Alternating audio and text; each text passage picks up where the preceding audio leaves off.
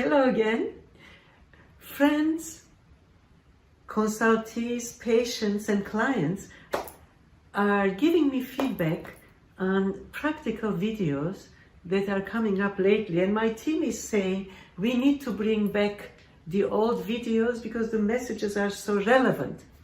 One video that I found from the story of psychologists doing experimentation on selective perception and being able to see like a detective all details. That interests me in that lately more and more, in fact, we are seeing people are incapable of focusing. They are all over the place and they are not imbibing, getting in all the information and keeping in. So let's do an exercise together, shall we? This is a test of selective attention. Count how many times the players wearing white pass the basketball.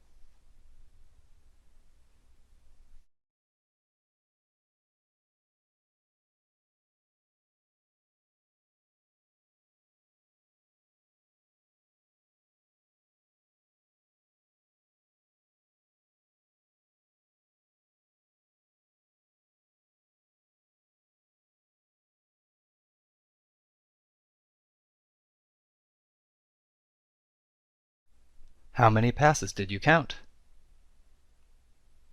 The correct answer is 15 passes. But did you see the gorilla?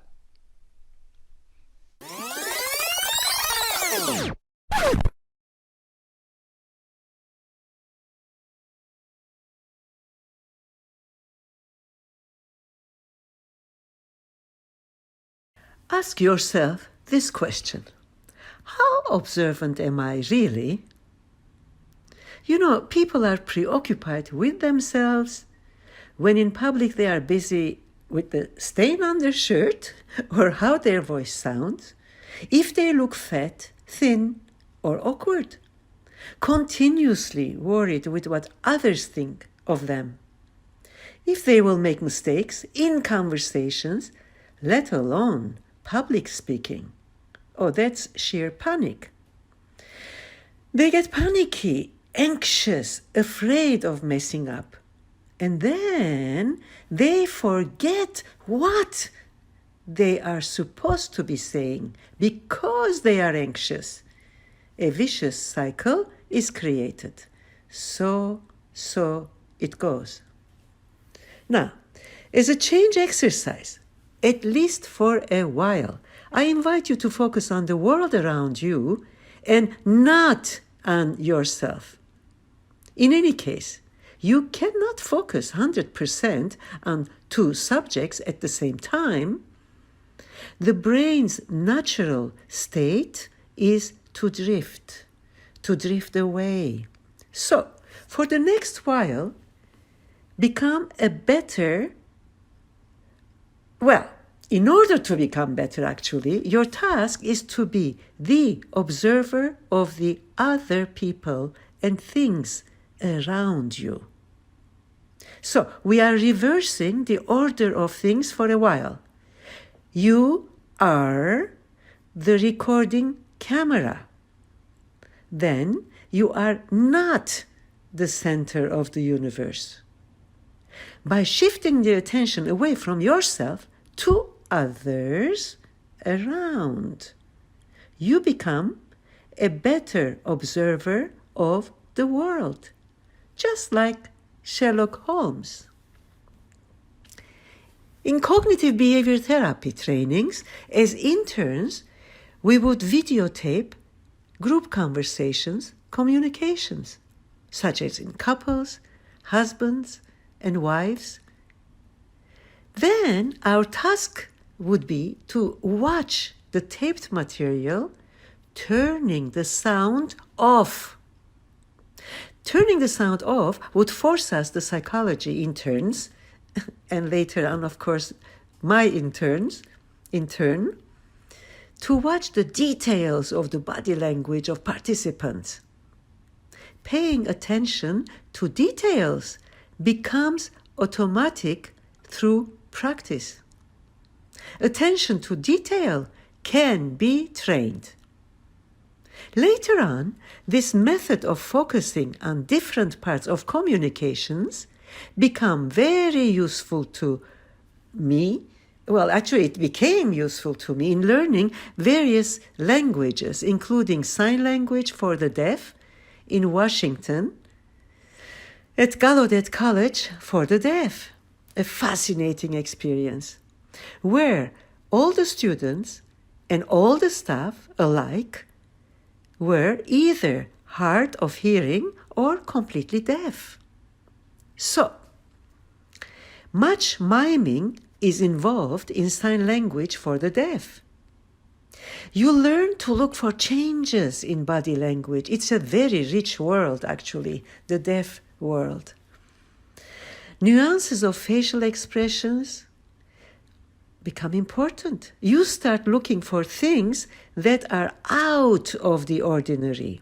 So, in summary, for perception building exercises, for a while, you will need to pay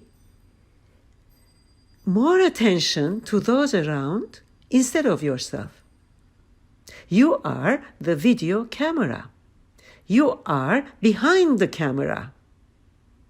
You will start noticing minute changes.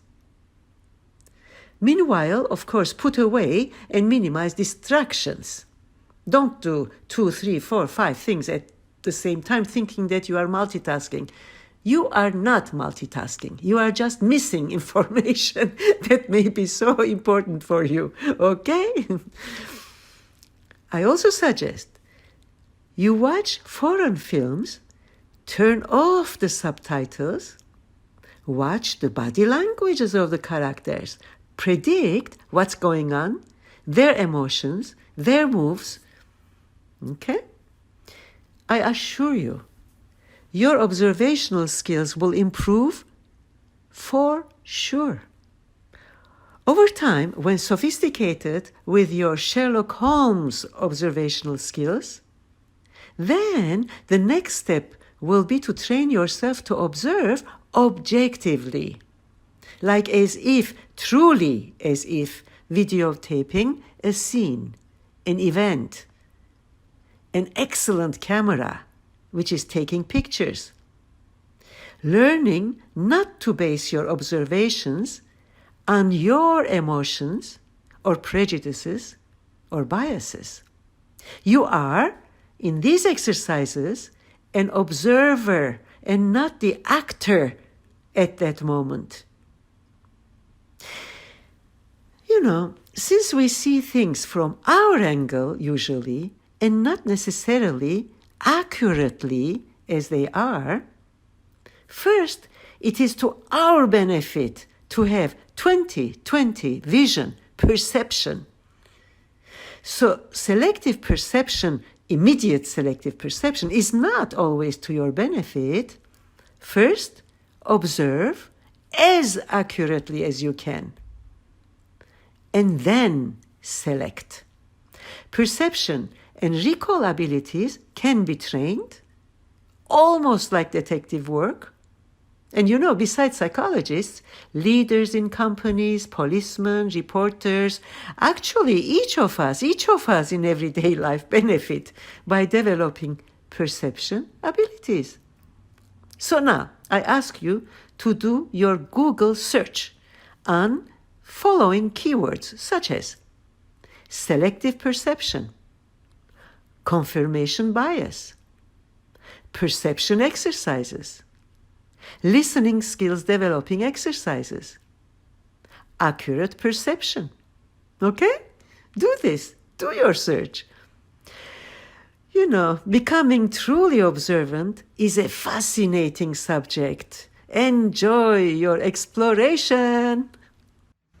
In the spirit of Kaizen, improving from improvements, continuously staying as a student of life,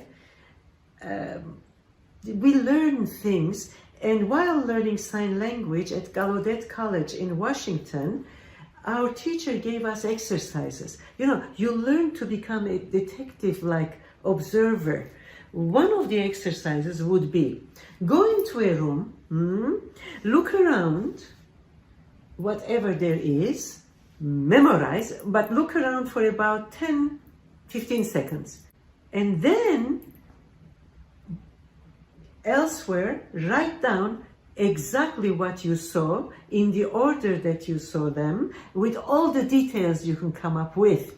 And that will be training your brain into being able to focus on what you want to see peripherally. There is something called peripheral vision, indirect, being able to absorb, get in information. Those are good trainings. Do them, okay? Bye-bye. Take good care.